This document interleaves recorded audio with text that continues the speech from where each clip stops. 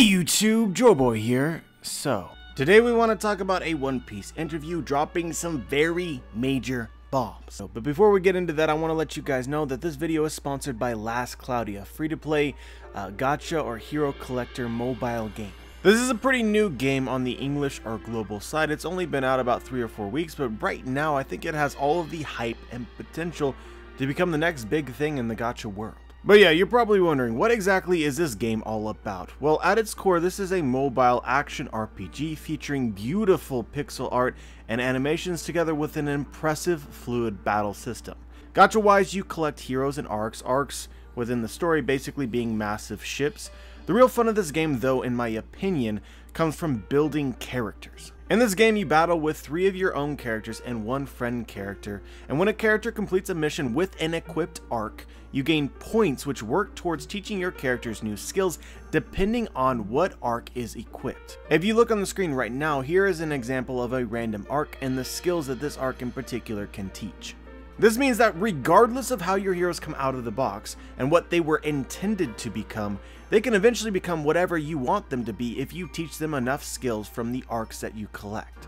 And this also means that collecting arcs is in many ways more important than collecting heroes. But ultimately, it takes a lot of time to get a character in a position in which they can learn and become anything that you want them to. In the meantime, each hero is unique. You can pick whichever ones you like or whichever one's skills you think are most valuable in the short term. Like other RPGs, heroes fall into certain classes like healer, tank, support, physical or magical damage, or some combination of these. Each hero has a one-of-a-kind, massive, sprawling skill tree that you can slowly unlock by collecting materials within the game.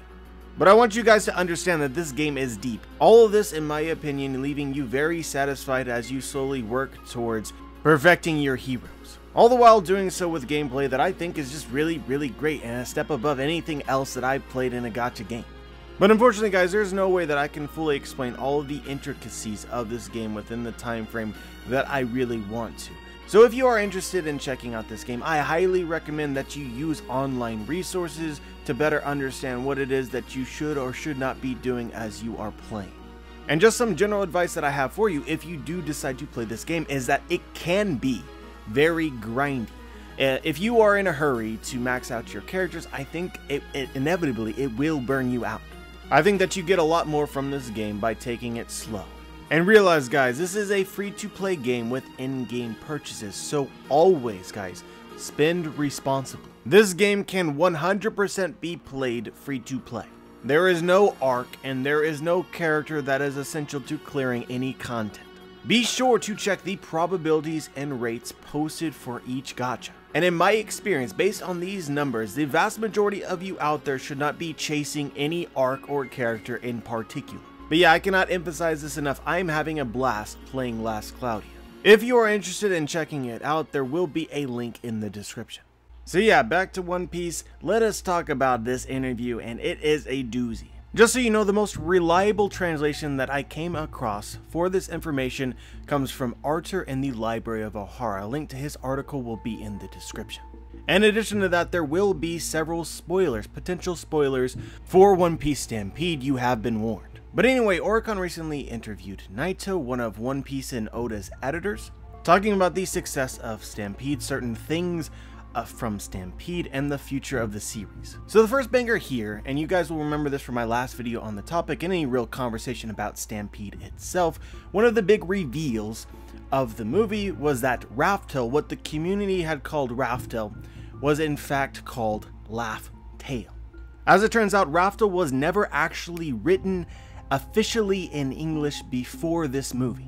And I and many others within the community found this reveal to be significant because the name of the island Laughtail could shed some clues, some hints onto the nature of the One Piece treasure and in-game One Piece plotlines. So the discussion that surrounded this big reveal in a movie naturally progressed to whether or not it was a canon reveal or not, because the movies typically are not supposed to be canon. Yet this seems like something that was too important to be a movie exclusive fact. Too important and too specific. Well, in this interview, the editor confirms that the romanization of Laughtail as seen in Stampede is indeed confirmed to be 100% canon. This, by my count, makes this the second important reveal debuted in a movie. The first of which was Aokiji's injury suffered during the time skip, which was revealed in movie Z. Artur translates Naito as saying the decision was made by Oda himself, and it's something he wanted to reveal in the story at some point. This is a conclusion that I came to as well. This was clearly omitted on purpose earlier in the story, and Oda, very early on, near chapter 100, had plans for a giant reveal of the actual name of Laughtail, or Laughtail, in English to help audiences better understand its nature and or its history. Naito then goes on to say that Oda finally settled and decided to do so in Stampede, thinking it would be exciting to put canon information in a movie so many were excited for. Oda's decision to introduce the concept of the Laughtail Eternal Pose as well as its romanization in Stampede was to go against the conceived notion of big reveals being only in the main story of a manga and finding other ways for fans to engage with the series. I'm just going to let you guys know, I love Oda, I love One Piece, I love everybody involved with this masterpiece, but this is totally business editor speak. So I'm just going to rewrite this here to probably tell you the truth of what is going on. Oda was convinced by executives and people surrounding him to include canon information in this movie so that the movie could gross more at the box office. Oda finally decided after thinking about it that this reveal was not important enough. It was not so critical to his plans moving forward, and it did not reveal too much too early, that he could not introduce this outside of the canon manga. But it was also exciting enough to draw people to watch Stampede. There's actually, I think, more to this that Naito sort of alludes to as we continue forward in this interview, so we'll talk about that then. But I just want to make it clear, guys, that I am all for 100% on board with Oda and everybody involved with One Piece making more money, and they're smart enough to know what to do and what not to do. I'm not going to police them, but I do think that this being included outside of the main canon takes away somewhat, not a lot, which is ultimately why it's in this movie. I think Oda, I guarantee you, thought long and hard about it, but it was not important enough to take too much away from the story, but it does take something away because this was intended to be a moment, something, a focal point of one chapter or another later on in the series. This honestly is really similar to the reveal of Shiki in Strong World to me, because I was convinced, it isn't confirmed, but I was convinced that Shiki had a role to play in the manga at some point in the future. He was name dropped very early on in the manga as the only person ever to have escaped from Impel Down. He was part of the Old Guard, a rival to Roger, and I think that the fan base was understandably hyped for, you know, what he might end up doing or where he might appear in the future of the manga, but this was all sort of cut short when he made his appearance in a movie instead, and I think that this moment that we would have gotten early on that was conceived is forever lost. Now granted, if Shiki appeared in the manga, it would still be hype, but nowhere near the levels of hype it would have been if we didn't know really anything about him at all aside from this hint, this feat that we got early on in the manga. And again, now that Shiki was explored in the movie, I'm not entirely sure he appears in the manga at all. So yeah, in order to hype up a movie by including potential canon elements, you take something from the manga itself. Even if you can justify it, and at the end of the day, it's not a huge deal. But anyway, Naito goes on to say that Oda and staff discussed if it would be technically possible to access Laughtail with just an eternal pose, if it'd be that easy to just follow its needle. But Oda stated that it very much is possible. He also talks about how Laughtail isn't just a random place that has the One Piece and nothing else anymore. He hints at a bigger meaning for the island, and there being a reason why the One Piece is there of all places, which ties into the name Laughtail being a big hint for it, and why it was revealed in such a grand fashion in the movie. So yeah guys, basically what is being said here is that the name Laughtail is significant. It is a hint to the nature of the island itself and its connection with the One Piece. The island is not just a random place. My personal interpretation of this is that the island has some sort of tie or history with the Ancient Kingdom and the Void Century.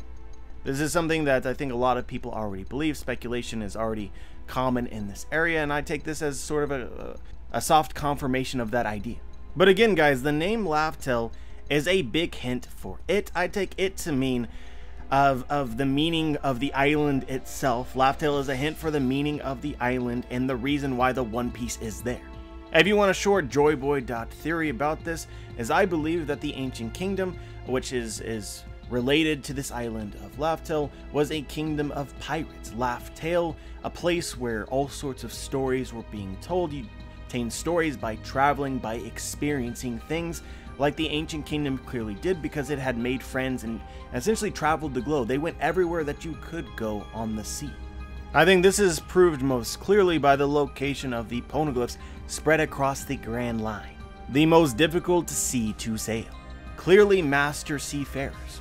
So yeah, joyboy.theory, Ancient Kingdom was a kingdom of pirates, and the name Laughtail hints at that. So why did Roger leave his treasure, the One Piece, on this island? Well, it's because this was the ancient homeland of the pirates.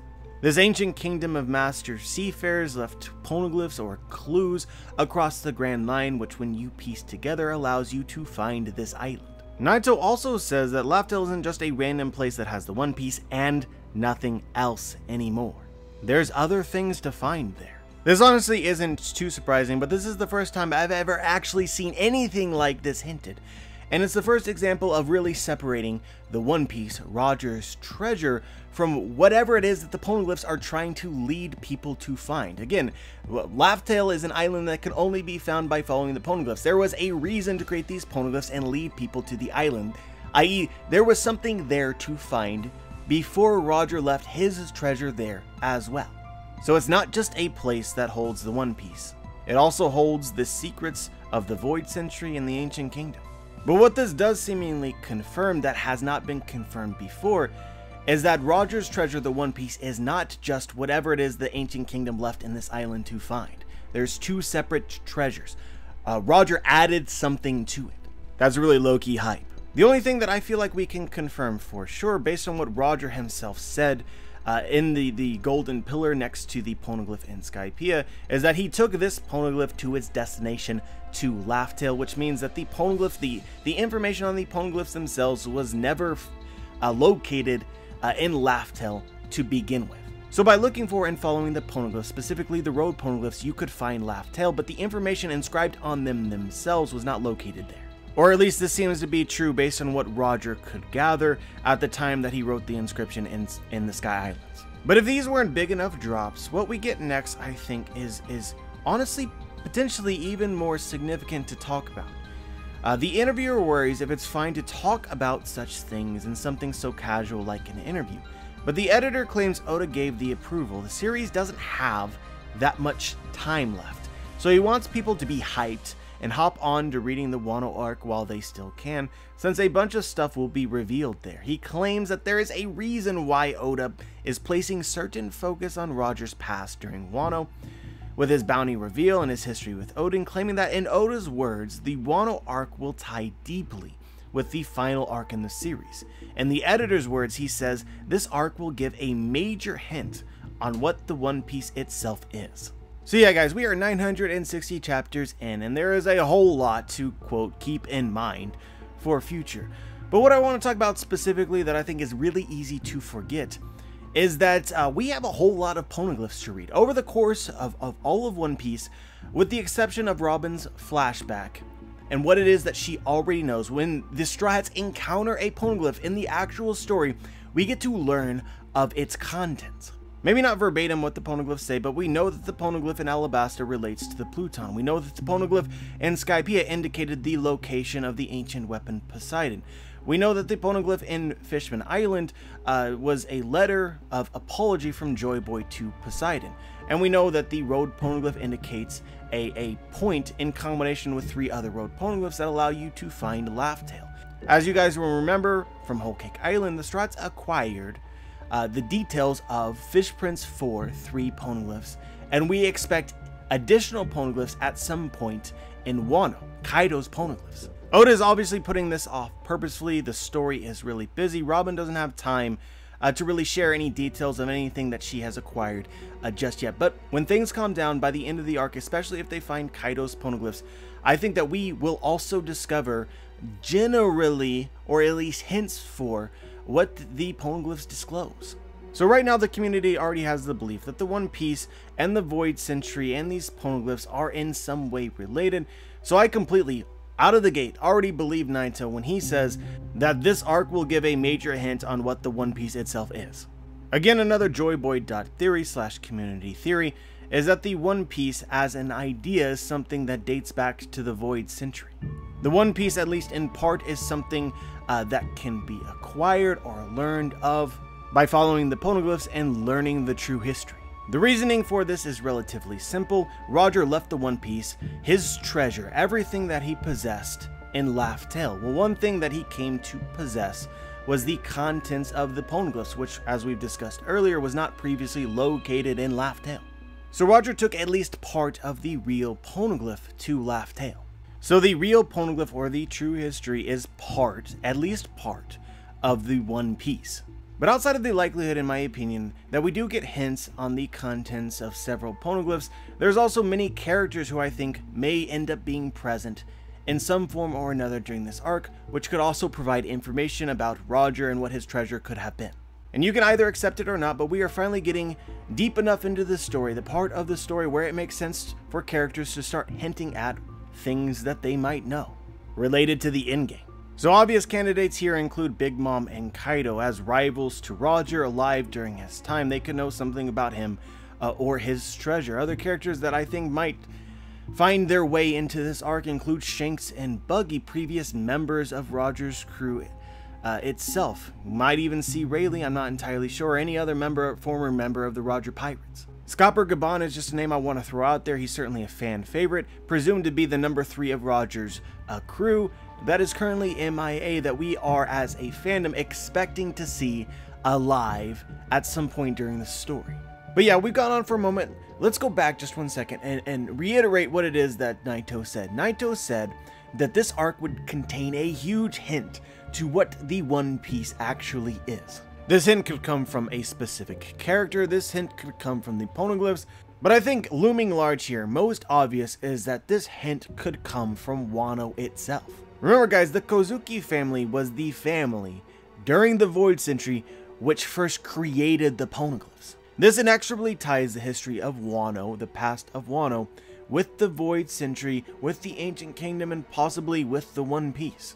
To think that there might be some kind of clue hidden somewhere within WANO itself, outside of poneglyphs and outside of characters, is not unreasonable in my opinion. But yeah, so far this interview is going really strong, it's incredibly hype, but let's switch gears a little bit and talk about something honestly quite different. As Artur translates, Naito continues by saying, interestingly, the beginning of the WANO arc with Luffy stranded after falling into a whirlpool and meeting Zoro for the first time in a while is purposefully meant to evoke nostalgia for the beginning of the series and make it feel like Luffy's embarking on a new journey all over again. It was purposefully made to parallel the start of the series as sort of a fresh start for this arc, kind of acting like a soft reboot to draw fans that might have fallen out of touch with the series back in. Because of this start evoking such parallels with the start of the series, Oda's editors encouraged fans to read the WANO arc starting from volumes 91 to 94. Even to fans that aren't fully caught up, he encourages those that have fallen out of touch or stopped reading at some point to start reading again. And this is a big one, guys, to even skip what happened so far and to just start at volume 91 if necessary. So yeah, let's just get this out of the way. I think a lot of people, especially those critical of Whole Cake Island, are going to view this as a sort of concession by Oda's editors that the arc may have been a failure, and almost an attempt to dissuade people from reading it. And honestly guys, that may be the case. Regardless of what I might feel about the arc and what you might feel about the arc, it's very clear that to potential casual fans or even hardcore fans, it's a very divisive arc. Perhaps for the popularity of One Piece going forward, Naito, Oda, and his editors decided that it isn't necessarily a bad idea to persuade people to skip it, if that arc is in some way going to ruin people's enjoyment of the series and in some way hamper them from continuing forward to the end. But one thing that I do want to keep you in mind is Naito is not just saying to skip Whole Cake Island here. Naito is essentially saying to skip all of One Piece that you may or may not have missed up until volume 91 and the start of the WANO arc itself. It is a soft reboot. Or I guess I should say here that he's not suggesting to skip it, but if it's going to prevent you from catching up, then starting at volume 91 isn't a terrible idea. What I want to remind you guys is when Oda conceived One Piece all those years ago, 20 plus years ago, it was intended to last about 5 years, and it was supposed to be Luffy versus the Yonko. Along the way, he had many other ideas and felt as though he needed to include a lot more in order to fill out the story, to make things make sense. Something like the Shichibukai was never a part of the original plans of One Piece. It was introduced later and ultimately ballooned One Piece to this 20-year masterpiece. So it is my belief, my interpretation, that essentially what Naito is saying here is that the beginning of Wano is really the beginning of many of the ideas that Oda originally had for One Piece when he first conceived One Piece. Luffy versus the Yonko. It begins in Wano. Everything that has come before has been preparing us for this. Talking specifically about the New World, in my opinion, the Fishman Island arc contains concepts which are hugely important to many in-game elements of One Piece. Going into Punk Hazard and Dressrosa, this was the finale of Luffy versus the Shichibukai. And the Whole Cake Island arc and the beginning of the Wano arc are the final pieces likely necessary for Luffy and the Straw Hats to fight reasonably on par with the Yonko themselves, given how absurdly powerful Oda has created them to be. And so now, guys, we actually have to fight them. The very focal point of what One Piece was always supposed to be about. But let's press forward in this interview. Naito also briefly pressures fans to read manga chapters as soon as possible in order to avoid spoilers. So, read chapters as soon as possible. I don't think that he actually means exactly what he's saying here. But I completely understand the desire to read chapters as soon as possible in order to avoid spoilers. Naito claims that if someone is not caught up to the manga, it is so easy to get spoiled by social media these days. I'm just gonna stay quiet on this one. Forgive me, Oda, for I have sinned. He personally recommends to read them as soon as they are out. And really, guys, here I couldn't agree more. In my opinion, it is basically impossible to be a hardcore One Piece fan while not following the weekly release without getting yourself spoiled. And guys, heart to heart, this is true now. This is going to be infinity times true when something like the One Piece, what it actually is, Roger's treasure, endgame, the true history, is finally revealed in the story. Try to be an anime only at that time and not get yourself spoiled, you will fail. Either that or you will have to take excruciatingly difficult measures to ensure that you are living under a rock. So I take this as Naito and Oda and his editors a full approval and full permission to talk to all of your anime-only friends or people who may follow on and off, but who do not want to be spoiled, to absolutely 100% argue and convince them to start reading weekly. Starting now. / this is the time to start convincing your friends to delete their social media altogether. I don't care. Facebook, Twitter, Instagram, YouTube, it's gone. Get it out of here. And so this leads us into a question asked by Oricon. If you guys remember, a while ago there was an interview in which Oda claimed that One Piece would end in 5 years, and they asked whether or not this was true according to Naito. And Naito admits that at first he was skeptical about such a claim. But seeing at how the pacing of Wano has been proceeding and how we're already at the Onigashima raid, he believes that the series ending in 5 years is a very realistic estimate. So yeah, this is the second time in which somebody has stated that One Piece could be over in 5 years. So before we go any further, guys, I really hope that the end of One Piece is not rushed. I read Naruto, I enjoyed it all the way up into the end, but I felt as though Kishi was running to the finish line. And I really hope One Piece does not follow this same trajectory. Straight up, guys, there's been a lot of concerns about the recent pacing of One Piece, specifically excluding material that fans deemed worthy of being drawn, of being shown, specifically fights and other moments. And Naito would never admit this openly, but essentially he's suggesting this very same surprise about how fast Wano has been going. But at the same time, this could very easily just be Naito echoing what Oda had said earlier just because Oda said it. You also need to keep in mind that for the people who make One Piece, Oda and everybody else, it's actually beneficial for them to suggest the idea that One Piece is ending sooner or later, regardless of when One Piece actually ends, if you understand me. More than anything, I think that Naito acknowledges in this interview the reality that One Piece is so big, it's detrimental, even beyond starting the thing, is continue to even read it. For a very, very long time, when reading One Piece, there was a feeling that it would almost never end. And what are people looking for? They're looking for the end of the story. They're looking for these gigantic reveals. And for a long time, there is not even a shred of hope of being able to get these within a reasonably consumable amount of time. So essentially what I'm saying here, guys, is Naito suggesting that One Piece ending is near is an attempt to increase the popularity of One Piece as we get closer to the end. If people start to hear and start to believe that One Piece is ending soon, they're more likely to pick the manga back up, and as Naito suggests here, to start at volume 91 if need be. So yeah, in my opinion, I believe this to be PR, I believe this to be corporate speak, and even if they say it here, it doesn't have to be true for them to accomplish their objective, which is simply put, to get more people reading One Piece. And there's other things as well which potentially relate to why Naito would be discussing this now here in this interview, guys. Straight up, One Piece is not as popular as it once was during Marineford. Just within the last couple of weeks was the first time in over a decade that One Piece was not the #1 best-selling manga in the world. These guys are under considerable impression to improve One Piece's numbers back to what they once were. And so what this results in is a lot of PR, a lot of hype speak, including canon details in newly released movies, intended to be able to be consumed by casual or non-One Piece fans, and anything that they can possibly conceive. So again, guys, another heart-to-heart. Do I think that One Piece is ending in 5 years? Absolutely not. I do not believe that. That being said, what I'm saying here stays in here. We're not going to say it publicly because at the end of the day, we all win if One Piece is more popular.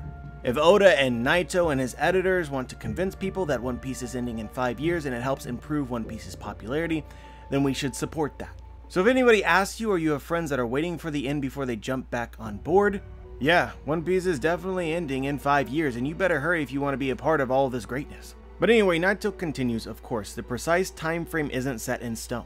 They don't have a set deadline they are forced to end the series by, just a general estimate based on what they want to tell left. But he believes 5 years is a realistic estimate. He claims that ultimately it all depends on if Oda wants to introduce more elements or islands to explore than he already has, so it could obviously go on longer. In his words, Oda has the habit to stretch plot points all the time, so it could vary.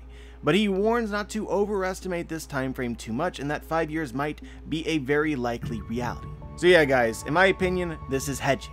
He's hedging for the likelihood, in my opinion, that One Piece does last longer than 5 years. Or at the very least, based on everything that we know, we should hope that this is the case because we don't want the end of One Piece to be rushed, and there's still a whole lot more that we feel like needs to be explored. But of course, as we just discussed, One Piece is ending in 5 years, wink wink. And finally, Naito ends this interview saying this. He encourages to not postpone reading the series or catching up, to read the series now and enjoy the moment, to ride the One Piece wave. There's only so much longer that we'll be able to enjoy One Piece, so we should cherish our memories of these days, reading week by week, for as long as we can. There is no phenomenon like reading One Piece, a series that is enjoyed so broadly by so many people across the world, so we should make the most of our moment and enjoy it to the fullest. Amen. So yeah, guys, this is what I wanted to discuss for this video. As always, I'm curious as to what you guys think. Share your thoughts in the comment section below. Like the video if you liked the video, dislike the video if you dislike the video. Make sure to subscribe if you want to be notified for my future content. And as always, guys, have a wonderful day.